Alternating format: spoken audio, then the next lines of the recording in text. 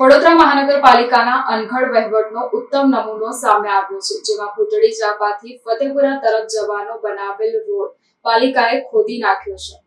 શહેરના ભૂતળી ઝાપાથી ફતેપુરા તરફ જવાનો બનાવેલ રસ્તો પાલિકાએ ખોદી નાખ્યો। પાલિકાના રોડ વિભાગના અધિકારીઓએ બુદ્ધિનું પ્રદર્શન કર્યું છે। રોડ વારંવાર નહીં તોડવા અંગે વિભાગના અધિકારીઓ અગાઉ મુખ્યમંત્રીએ પણ ટકોર કરી હતી। થોડા દિવસ પહેલા જ લાખો રૂપિયાનો ખર્ચ કરીને રોડ બનાવવામાં આવ્યો હતો, ત્યારે રોડ વિભાગે બનાવેલ રોડને પાલિકાના પાણી પુરવઠા વિભાગે તોડી નાખ્યો છે। પાલિકાના વિવિધ વિભાગો વચ્ચે સંકલનના અભાવને કારણે પ્રજાના ટેક્સના રૂપિયા પાણીમાં જાય છે। રોડ બન્યા બાદ ગટરની ચેમ્બર બનાવવાની બાકી છે, ત્યાં જ અન્ય વિભાગ દ્વારા રોડ તોડી પડાયો છે। રોડ કાર્પેટિંગ થયા બાદ ઇજારદારને આર્થિક ફાયદો કરાવવા માટે રોડ તોડવાનું કામ કરાયું છે।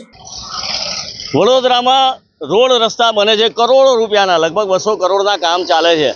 ના રોડ રસ્તા બને તો કોઈ સંકલનનો કામગીરી થતી નથી, બિલકુલ અભાવ છે।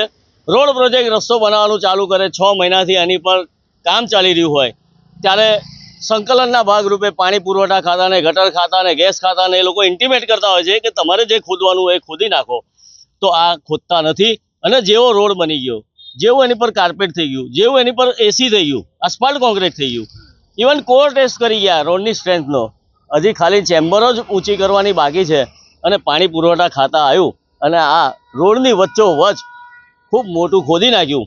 કયા કારણસર ખોદ્યું ને કયા કારણસર પૂરી દીધું, 5 મિનિટ ખુલ્લું રહેવા દીધું ને 5મી મિનિટે પૂરી દીધું, તો આ કોઈ કારણ વગરનું છે। આના માટે જવાબદાર કોણ? આ નવો નક્કો રોડને તોડી નાખ્યો। હવે નવા જેવો તો બનવાનો નથી, આ તો જાણે નવું ખમીસ ખરીદ્યું અને બીજા દાડથી થીગડાવાળું પહેરવાનું એવી હાલત આ રોડની કરી નાખી। તો આને માટે જવાબદાર કોણ ને જવાબદારો ઉપર શિક્ષાત્મક કાર્યવાહી શું, એ પણ એક સવાલ છે।